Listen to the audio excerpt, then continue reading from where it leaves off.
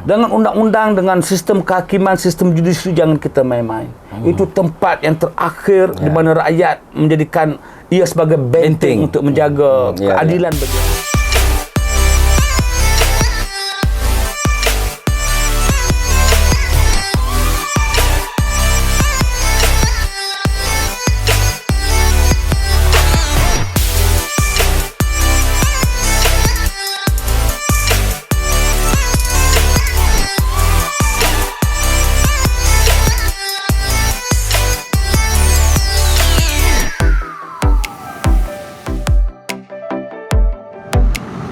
Assalamualaikum warahmatullahi wabarakatuh dan salam sejahtera. Pada hari ini kita ada tetamu khas yang kita bawa daripada Universiti Kebangsaan Malaysia. Sebelum itu, jangan lupa untuk like, share, komen dan subscribe Wacana Studio Naratif. Saya Muhammad Azwan Abdul Rahman, merupakan host dan juga moderator bagi rancangan pada malam ini. Bersama dengan kita iaitu seorang tokoh akademik dalam bidang sains politik, akademik yang terkemuka, banyak menyentuh tentang isu-isu politik di Malaysia, dan beliau juga banyak mengemukakan cadangan-cadangan, idea, solusi untuk memberdayakan politik di Malaysia dan menggalakkan untuk adanya penglibatan rakyat dalam politik di Malaysia. Bersama dengan saya, Profesor Datuk Dr. Muhammad Agus Yusof. Selamat datang, Datuk. Selamat datang. Assalamualaikum warahmatullahi taala wabarakatuh. Datuk, terima kasih pertamanya saya ucapkan di atas kesudian Datuk untuk bersama dengan kita pada malam ini. Iaitu saya rasa malam ini adalah malam yang amat bermakna, dan saya juga cukup berbangga kerana dapat menemu bual Datuk dalam sesi untuk rancangan kita hari ini, malam ini, kerana 11 Julai ini adalah tarikh keramat sebenarnya bagi Prof. Datuk Muhammad Agus Yusof. Pertamanya, 11 Julai itu adalah tarikh kelahiran Profesor Datuk Dr. Muhammad Agus Yusof, dan tarikh 11 Julai ini juga adalah tarikh persaraan Datuk daripada Universiti Kebangsaan Malaysia. Saya suka cita untuk mengucapkan sekalung penghargaan di atas ilmu-ilmu di ruang awam yang dibawa oleh Datuk kepada rakyat Malaysia, khususnya rakyat Malaysia, bukan di kalangan pelajar sains politik ataupun alumni sains politik, tapi seluruh rakyat Malaysia. Bahkan ahli politik juga turut mengambil pandangan-pandangan Datuk sebagai satu pendekatan untuk penyelesaian politik. Tanpa kita membuang masa, untuk rancangan kita pada malam ini, iaitu khas kita bawa Datuk Agus, ada beberapa soalan yang saya rasa mungkin sedikit panas, dan tajuknya juga saya rasa merangkum keseluruhan pemikiran Datuk Agus, dan tajuk pada malam ini juga cukup saya rasa menarik untuk kita kupas, iaitu dari UKM 37 tahun Agus membedah politik Malaysia. Kelas, Datuk. So, untuk soalan yang pertama, Datuk. Ya. Sepanjang 37 tahun Datuk menjadi pemerhati dan penganalisis politik, adakah Datuk berpuas hati dengan politik di Malaysia? Puas hati atau tidak puas hati itu subjektif ya, Dr. Moderator. Tapi secara umum saya ingin bagi tahu bahawa saya bermula di UKM pada tahun 1985. Masuk saja saya ke UKM, berlaku satu tragedi dalam politik negara, iaitu peristiwa Mamali. Itu pada November. Saya mengikuti peristiwa Mamali itu dengan rapat, dan akhirnya saya menganalisis di bawah kepimpinan Dr. Mahathir pada waktu itu, sehingga ke akhir tempoh pemerintahan Penggap pertamanya sebagai Perdana Menteri, Malaysia merupakan sebuah negara yang separa demokrasi. Saya dilatih dalam sains politik ini untuk menjadi seorang yang demokrat.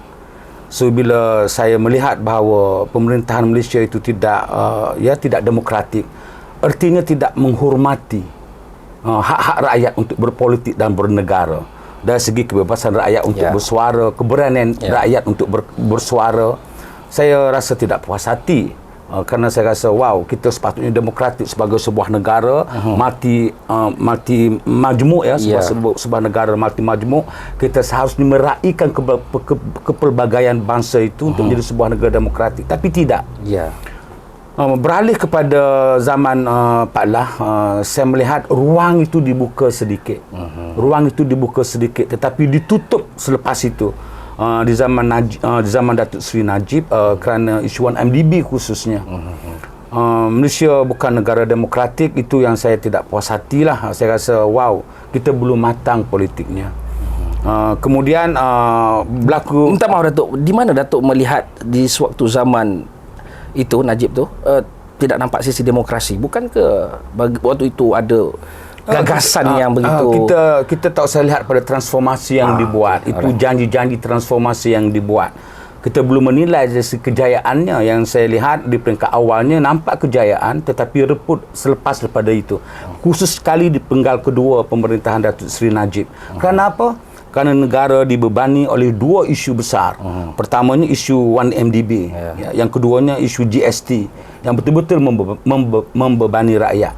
Maka untuk menutup dua isu ini, maka Datuk Seri Najib pada waktu itu saya fikir banyak menutup ruang awam untuk bercakap tentang isu tersebut, memberikan pandangan atau mengkritik isu tersebut, dan akhirnya rakyat memberi jawapan kepada ketidakpuasan hati itu dengan menolak Barisan Nasional dalam Pilihan Raya 2014. Soalannya begini, Dr. Moderator. Kita ini sebuah negara yang rakyatnya cerdik, kadar literasi rakyatnya tinggi. Kita bercakap tentang menuju negara maju melalui wawasan 2020 lagi. Itu menjadi sebuah negara maju dengan a United Malaysian Nation. Yang kita mengimpikan bangsa Malaysia itu sekian lama. Tetapi kita sering diikat oleh isu-isu perkauman. Sampai pada hari ini rakyat masih lagi belum bebas untuk bersuara. Saya fikir selepas daripada berlakunya peralihan kerajaan pada tahun 2018, Malaysia akan menuju kepada satu demokrasi yang matang.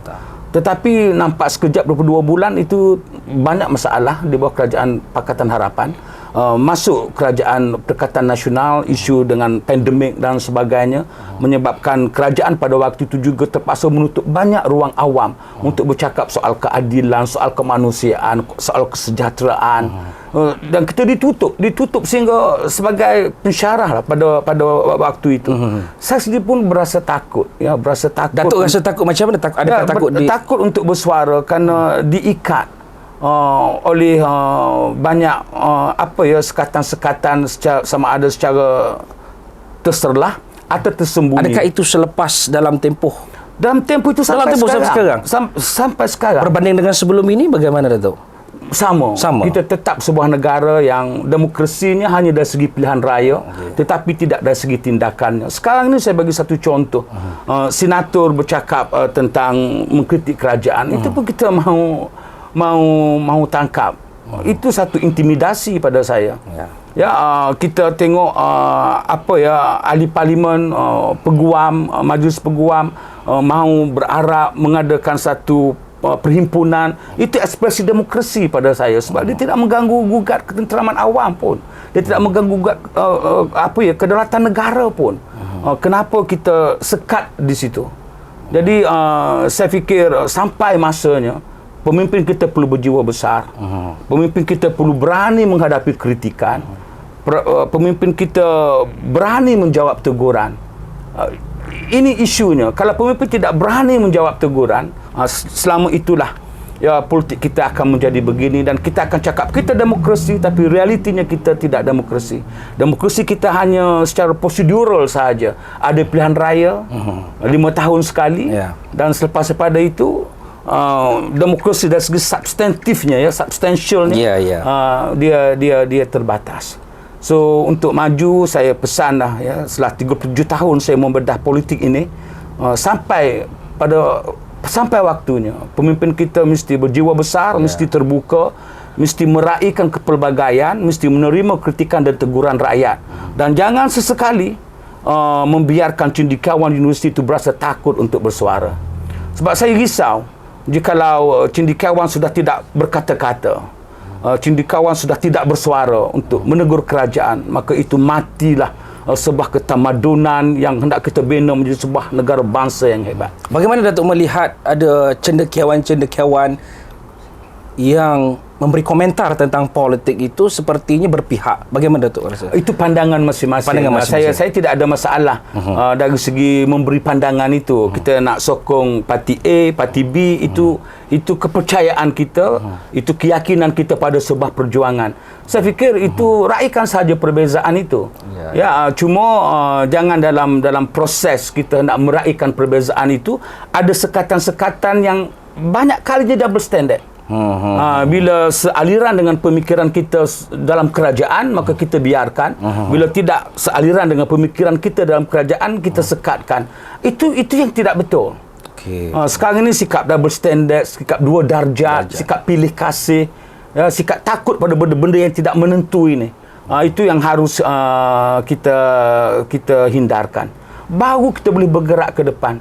Dan dalam keadaan sekarang ini, Dr. Moderator, kita menghadapi banyak kekangan, banyak masalah ekonomi, masalah kesejahteraan hidup rakyat, masalah kesenjangan rakyat antara kaya miskin. Sudah sampai masanya kerajaan mendengar pandangan-pandangan yang tidak sealiran. Supaya dengan itu kerajaan boleh membuat keputusan yang lebih tepat, yang lebih komprehensif dan menyeluruh untuk menjawab persoalan itu bukan hanya kepada satu pihak, tetapi kepada rakyat dan masyarakat seluruhnya. Saudara Moderator, saya ingin tutup kenyataan soalan pertama ini dengan begini. Saya menegur, saya mengkritik kerajaan, bukan kerana saya berpihak, bukan kerana saya hendak melawan kerajaan, tidak. Tapi kerana saya yakin itulah asas utama kenapa kerajaan menghantar saya untuk belajar dahulu.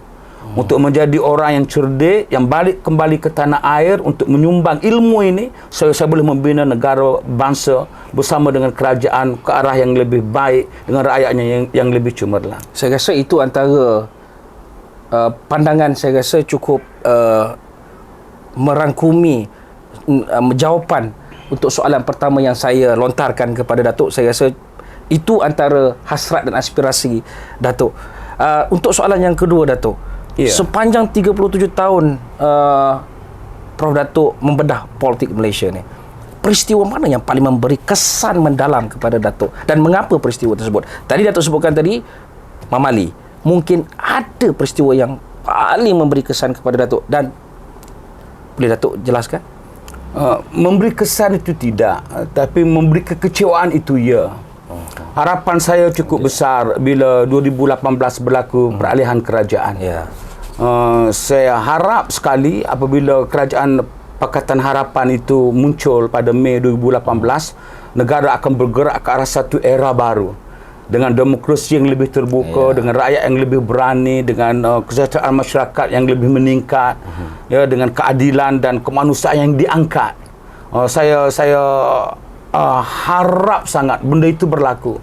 Tapi malang dalam 1-2 bulan kita boleh nampak bahawa ruh reformasi yang diharapkan daripada peristiwa 2018 itu tidak diterjemahkan oleh tapi Pakatan Harapan. Rohnya ada, tapi jasadnya tidak bersama. Iaitu kalau kita lihat Anwar Ibrahim ketika itu tidak bersama, tapi ruh reformasi itu ada.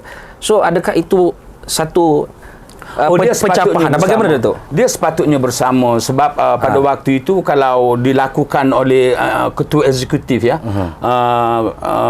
yang tidak betul dengan sealiran perjuangan pada tahun 2018 itu, semuanya harus tegur. Semuanya harus tegur, baik itu daripada DAP, baik itu daripada Amanah, baik itu daripada mana parti sekalipun, harus tegur sesuatu yang sudah tergelincir daripada asas kita menjanjikan kepada rakyat. Dalam manifesto 2018 tak tegur. Kenapa tak tegur? Kerana nak menjaga kedudukan dalam kerajaan. Kerana apa tak tegur? Kerana masih lagi mahu menjaga kuasa. Jadi semua pemimpin telah hilang ruh reformasi pada waktu itu, dan ini mengecewakan. Ini cukup mengecewakan. Sepatutnya pada waktu itu sekiranya ditegur. Apa sahaja perbuatan polisi-polisi dan tindakan-tindakan kerajaan yang tidak betul oleh ahli-ahli parlimen ini, oleh mereka-mereka yang ada dalam kabinet ini misalnya, maka saya fikir tidak sampai ke tahap ini. Jadi usah salahkan langkah Sheraton, usah salahkan pihak-pihak yang meninggalkan parti dan menubuhkan parti baru atau masuk dalam parti lain. Tapi kita salahkan kenapa dalam tempoh sebegitu kita begitu berkompromi untuk membiarkan satu demi satu manifesto, janji, perbuatan yang tidak sealiran dengan apa yang kita hasratkan itu. Kita itu maksudnya rakyat. Yang rakyat hasratkan. Rakyat memberi kemenangan yang luar biasa 2018. Kenapa harus diam? Apa yang nak kita pertahankan pada waktu itu? Sebab itu saya fikir semoganya 2018 peristiwa itu buat semua, jadikan dia sebagai satu pengajaran untuk kita membawa negara kita ke hadapan dari segi politiknya supaya lebih matang. Dia ni Dr. Moderator. Hatta kalau saya buat silap, okey, tegur. Dan saya akan pertimbangkan di mana silapnya, apa yang boleh saya baiki dan sebagainya. Dari situ kita boleh membawa satu proses pendidikan yang berkesan. Saya memang tegas, memang keras kadang-kadangnya apabila saya memarahi pelajar saya, baik itu pelajar sarjana, baik itu pelajar pasca sarjana ataupun baik itu pelajar undergraduate. Tetapi kan kita marah itu, kita tegur, kita keras itu kan satu tujuan, supaya mereka berubah, mereka menjadi lebih baik. Tetapi saya yakin kalau semuanya bersuara pada waktu itu kepada beberapa polisi yang tidak betul, negara akan boleh dibetulkan. Tetapi itulah, peluang itu sudah berlalu. Jadi untuk kita mewujudkan kembali roh reformasi itu, dia tidak mudah. Sebab itu kita belajar daripada pengalaman Indonesia. Setelah daripada jatuhnya Soeharto pada Mei 1998, reformasi itu datang. Reformasi itu rohnya dipertahankan sampai kepada Susilo Bambang Yudhoyono, sampai kepada penggal pertama Presiden Jokowi. Dan rakyat mendukung. Ada kelemahan, itu biasa dalam sebuah pemerintahan, itu biasa dalam sebuah pentadbiran. Ada kelemahan, tetapi rakyat bersama, kerana masih ada kan dalam ruang itu masih menghormati hak-hak rakyat. Hak-hak rakyat untuk bersuara, hak-hak rakyat untuk berpolitik, hak cendekiawan untuk berani melontarkan pandangan. Tetapi apabila penggal kedua Presiden Jokowi, contoh kita boleh tengok apabila ada undang-undang yang menyekat rakyat, Omnibus Law dan pelbagai akta-akta lain yang menyekat, maka kita tengok ruh reformasi itu sudah semakin hilang. Dan alasan pemimpin biasa di mana-mana, kita lakukan ini atas nama kestabilan politik. Apa itu? Stabil tidak politik kalau kita terus mengongkong rakyat. Maju tidak politik kalau kita terus membonsaikan rakyat. Tidak. Biarkan rakyat bersuara, tetapi dalam konteks dan garis yang dibenarkan oleh undang-undang. Biarkan.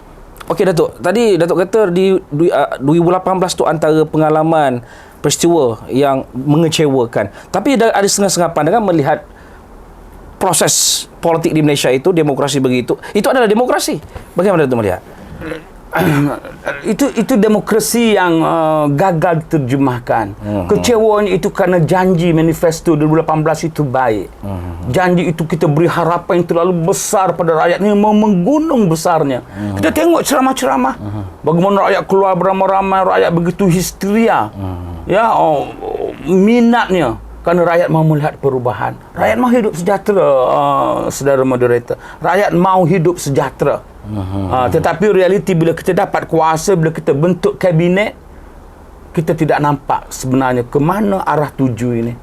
Selain daripada itu, apabila pihak pembangkang pada waktu itu yang membangkangi Pakatan Harapan bercakap tentang bercakap tentang perkauman lagi, bercakap tentang kembali kepada politik lama, kita gagal. Mereka gagal untuk menjawabnya dengan baik.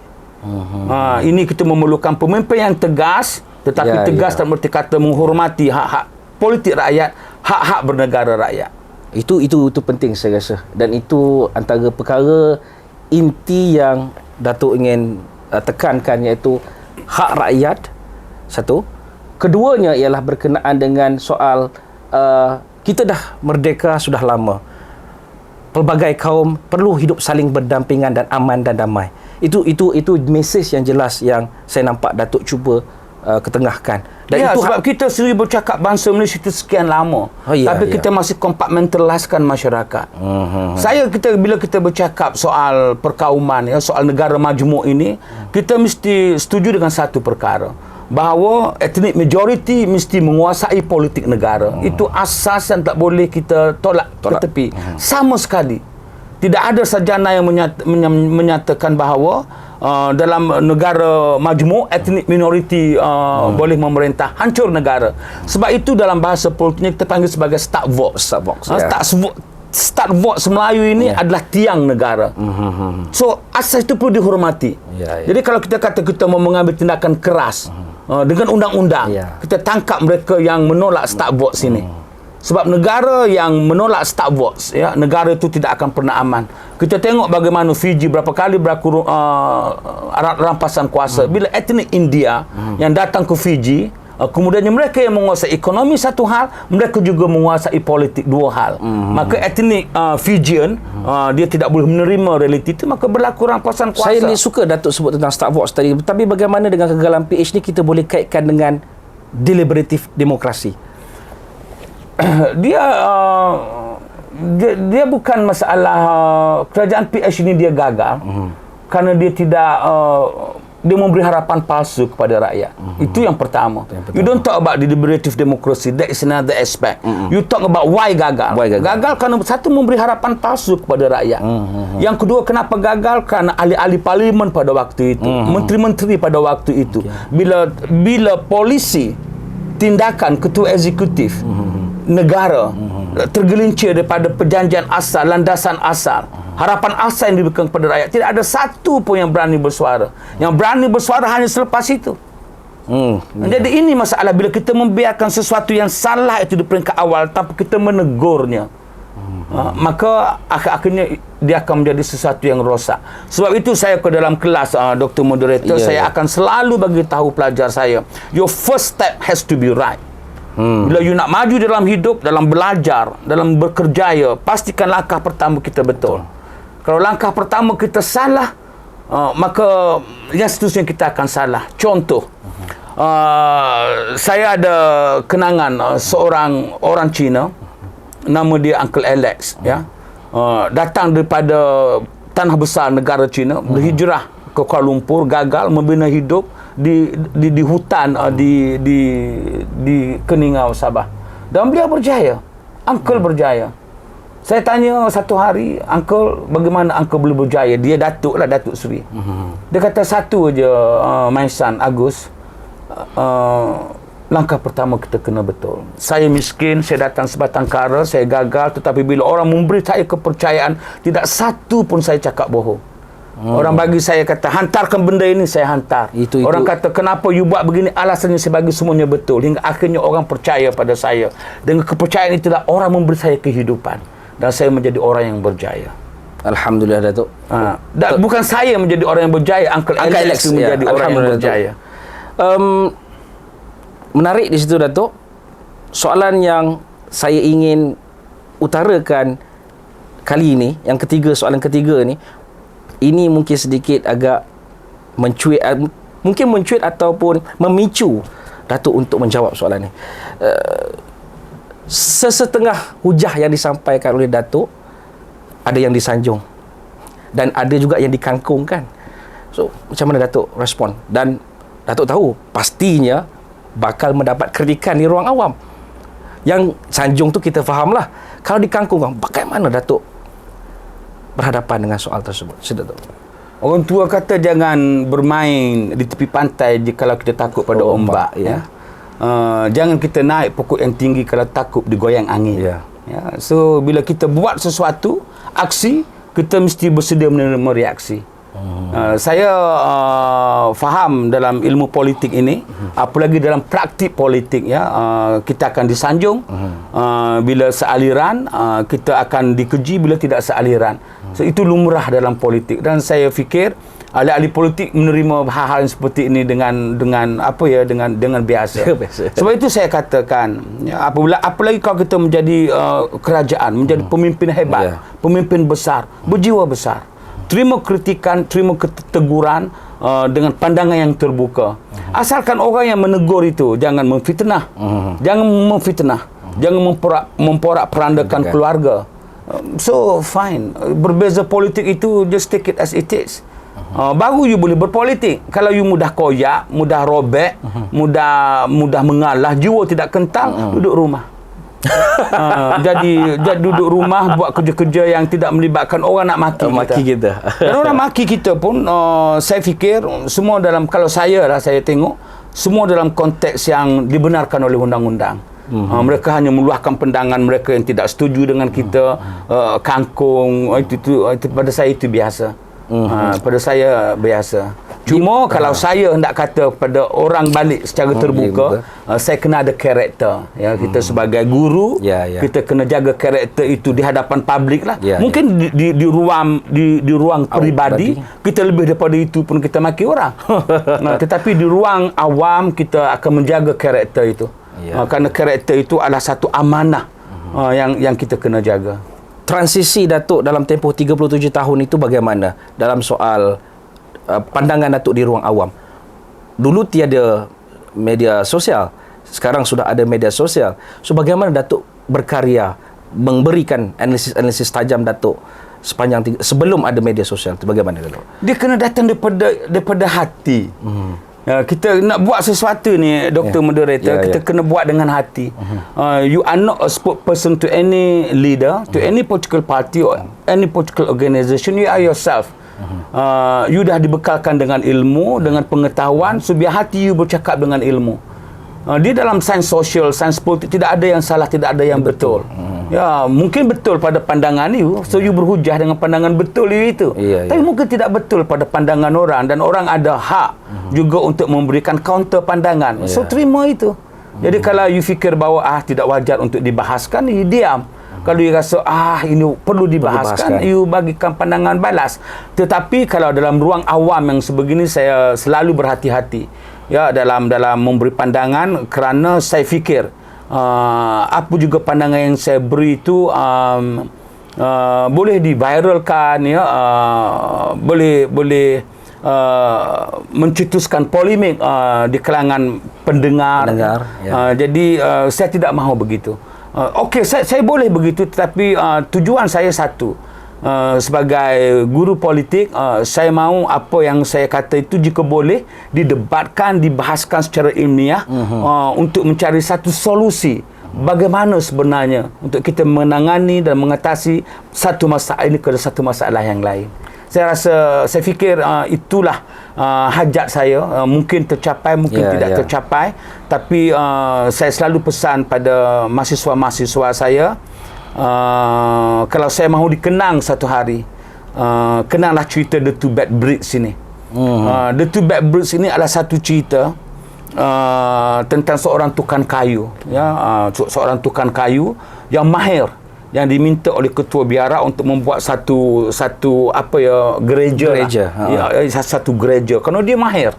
So bila dia buat itu, tiba-tiba dua bata yang dia buat itu sengit. So he was thinking, wow, I need to demolish these two bata. Cacat saya punya bangunan, sedangkan saya ni hebat. Dalam keadaan dia berkata begitu, tiba-tiba bas pelancong datang, kata, wow, it's very beautiful, ambil gambar. Dia pening. Sementara dia sedang berfikir hendak merobohkan, pelancong kata comel. So dia tanya ketua biara, dia mengapa begitu? Ketua biara kata, inilah masalah silapnya kita manusia. Kita hanya melihat kepada dua bata yang buruk, tapi kita gagal untuk melihat kepada 998 lagi bata yang baik, yang membina bangunan yang indah. Betul. Itu yang saya nampak ada mesej yang cukup baik, falsafah di sebalik cerita tu. Itu menarik, Datuk. Yang soalan seterusnya, Datuk, saya hentikan Datuk di situ. Soalan yang seterusnya, Datuk, di peringkat global, ni kita lihat peringkat global, Datuk. Ada 4 krisis yang menjadi tatanan dalam tempoh pandemik. Jika di Malaysia, krisis politik antara yang ketara memberi cabaran berat, khususnya secara keseluruhan kepada negara dan seisinya. So bagaimana Datuk melihat kesannya kepada federalisme Malaysia masa kini? Ini memang bidang Datuk. Adakah ia konflik ataupun konsensus? Jadi maknanya doktor nak tanya saya bagaimana saya melihat tentang federalisme Malaysia lah. 4 tatanan lagi itu kenyataan awal saja. Okay. So just straight to the point. Saya kesal dengan semangat federalisme yang ada di kalangan rakyat, di kalangan pemimpin. Ya, ini sebuah negara Malaysia yang kita kena pertahankan. Okey, kita dari Kelantan, dari Sabah, dari Johor, dari Sarawak. Kita nak ada semangat kenegerian. Kita nak ada semangat parokial. Itu sentimen biasa. Semangat xenofobia itu sentimen yang nalurinya fitrah manusia. Fine. Tapi kita ingat, ini negara yang kita bentuk pada tahun 63. Malaysia kita ini, negara ini yang kita kena jaga. Jadi kalau ada sentimen-sentimen yang hendak membawa keluar negara ini, dahulu kita tangkap. Kita tangkap orang di Sabah berapa? Ya, kita bawa berjaya ke Sabah untuk menewaskan USNO dahulu. Kenapa? Karena sentimen untuk membawa Sabah keluar daripada Malaysia pada waktu itu begitu besar. Maka sentimen ini jangan dibiarkan. Kita sudah menghormati hak-hak negeri. Kalau Sabah dan Sarawak rasa kecewa misalnya, kita sudah ada hak-hak yang kita berikan kepada mereka dalam Perjanjian Malaysia 1963. 20 perkara, 18 perkara bagi Sarawak. Kita dah bagi benda itu. So, hormati itu. Sabah hormati ini ruang yang mereka ada. Pusat hormati ini ruang yang mereka kena beri kepada hak-hak Sabah dan Sarawak. What's the issue? Why so difficult for you to implement the 1963 agreement? Why so difficult? Kalau itu hak Sabah, itu hak Sarawak, beri. Kalau itu bukan hak Sabah, bukan hak Sarawak untuk tuntut, jangan buat. Tuntut apa yang salah? Tuntut untuk keluar dari persekutuan Malaysia. Negara ini kita ikat bersama. Negara ini kita bina bersama. Semua, regardless wherever you are Kelantan, you are from Kelantan, from Johor, be it. So binakan kita bukan bangsa negerinya, tapi bangsa Malaysia. Itu yang saya rasa semangat kenegaraan yang perlu ada pada semua rakyat. Saya mau bagi tahu doktor, bukan untuk membesarkan diri, tapi sebagai kenangan kehidupan, perjalanan hidup saya yang ditajuk oleh kerajaan, yang dibiayai oleh negara, yang saya sanjung. Dahulu saya kerja di Manchester. Saya mengajar di Universiti Manchester 2 tahun. Saya ada wang yang banyak. Isteri saya juga bekerja. Saya dapat lagi pelbagai kemudahan di England. 1998 saya ada Mercedes nak bawa balik. Tetapi pada waktu itu kita ada krisis keuangan, krisis ekonomi dalam negara. Saya tersentak. Mahu balik atau mahu tinggal di sana? Sebab kalau saya balik pun tak ada apa. Kalau saya balik pun ayah tak ada, mak sudah tak ada. Saya cuma ada adik-beradik saja. Dan keluarga saya sendiri bersama saya, isteri saya, anak-anak saya. Saya fikir, saya kena balik. Saya balik ke Malaysia pada tahun 1998 dalam keadaan krisis itu. Bukan kerana saya nak tengok pantai yang cantik, putih dengan pasir ni. Bukan. Saya balik betul-betul kerana saya hendak berkhidmat pada negara saya. Saya nak berkhidmat, saya nak taburkan pengalaman yang saya kutip semasa saya bermain politik di zaman Labour tahun 85 di England itu. Pengalaman saya kutip tahun 1995 hingga 1998 di England itu, saya nak kutip, saya nak balik dan berkongsi dengan negara saya. I love my country so much. Because why? This is my only land.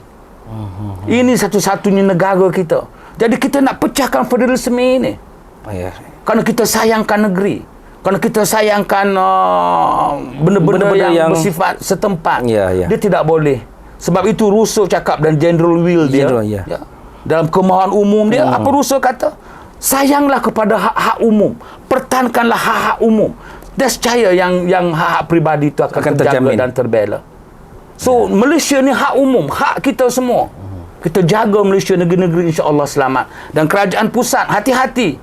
Apa-apa hak-hak negeri itu, dari segi pertukaran keuangannya, dari segi perbelanjaannya, dari segi pembangunan, keseimbangannya, berikan. Kenapa? Kerana mereka bukan Sabah, mereka Malaysia, negara kita. Saya kalau bercakap tentang federalisme ini,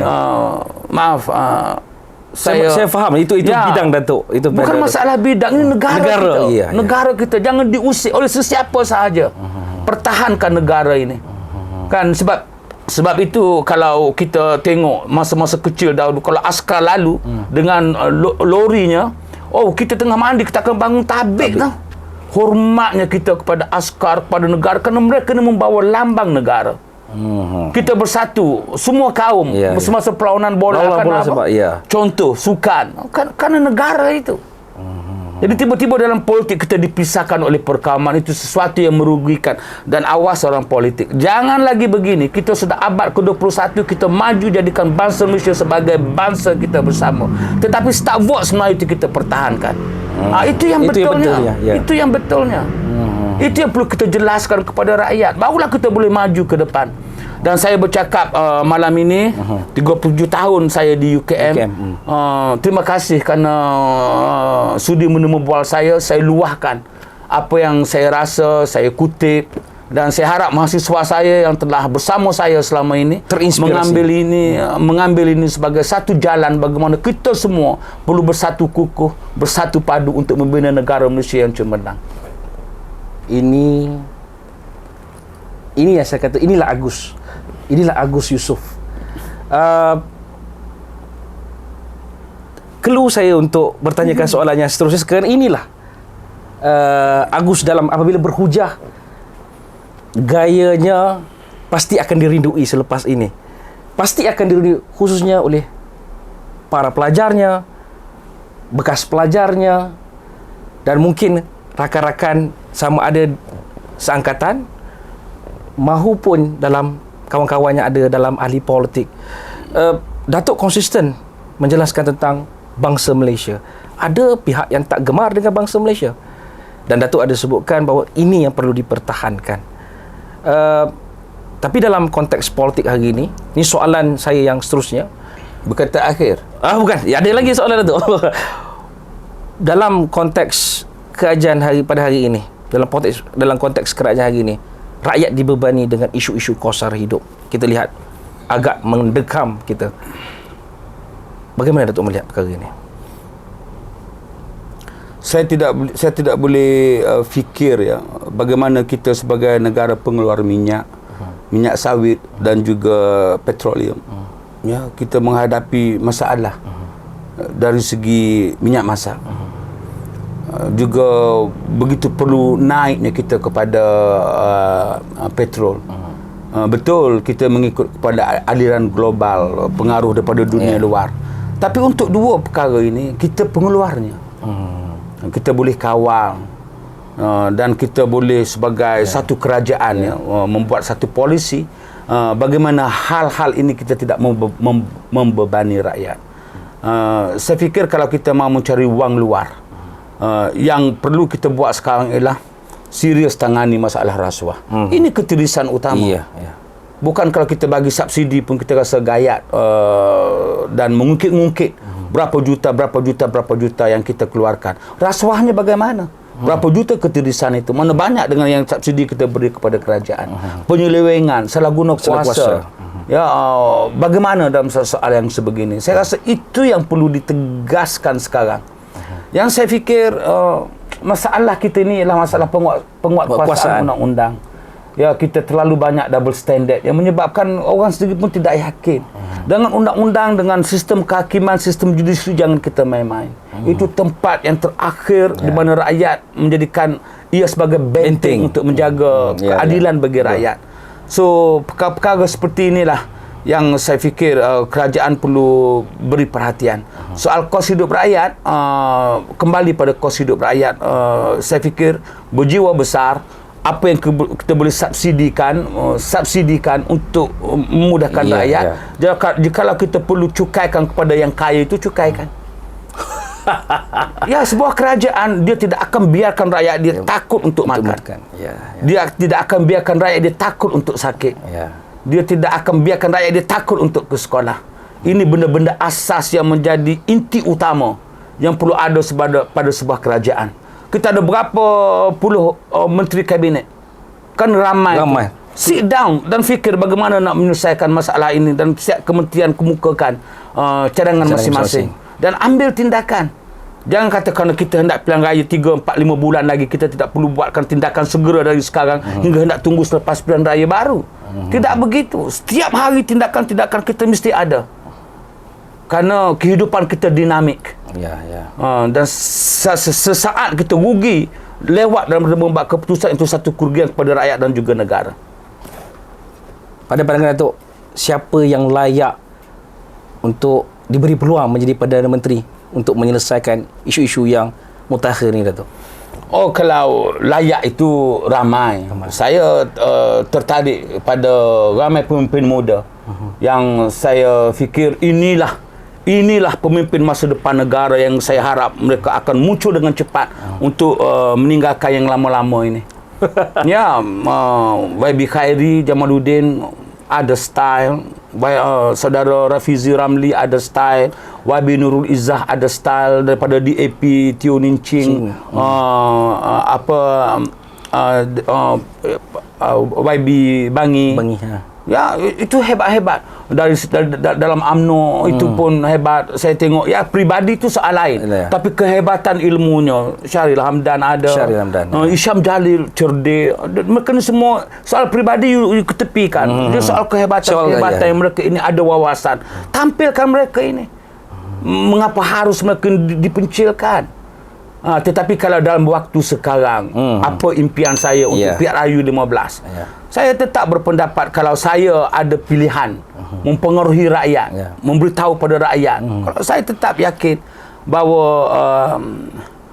saya masih mengharapkan Datuk Seri Anwar Ibrahim untuk meneraju negara ini. Itu pilihan Datuk? Dan pilihan saya berasas bukan kerana saya sentimen kepartian, tidak. Saya fikir beliau lama menunggu peluang dengan jiwa reformasinya, dengan idea-ideanya untuk membawa negara ke arah satu yang lebih baru, yang lebih segar. Dan saya mahu melihat sejauh manakah pengalaman itu, azam itu boleh beliau terjemahkan ke dalam politik negara untuk membangunkan negara ini. Mungkin orang tidak setuju, mungkin orang akan bagi pandangan yang berbeza. Tetapi untuk saya katakan bahawa biarpun sukar, ya, realitinya sukar, akan banyak cabaran dalam PRU ke-15 ini, sebab tendensi pada hari ini kekuatannya itu masih ada pada Barisan Nasional. Itu realitinya.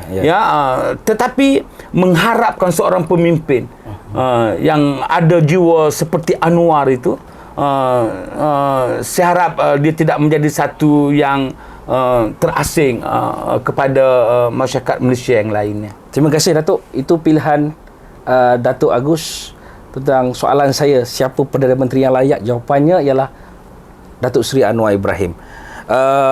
Ya, seperti Datuk kata, ada yang mungkin macam biasa kurang setuju, ada yang tidak setuju langsung dengan mungkin pilihan Datuk Agus ini, tetapi ini adalah hak Datuk. Ini khas kita live 37 tahun.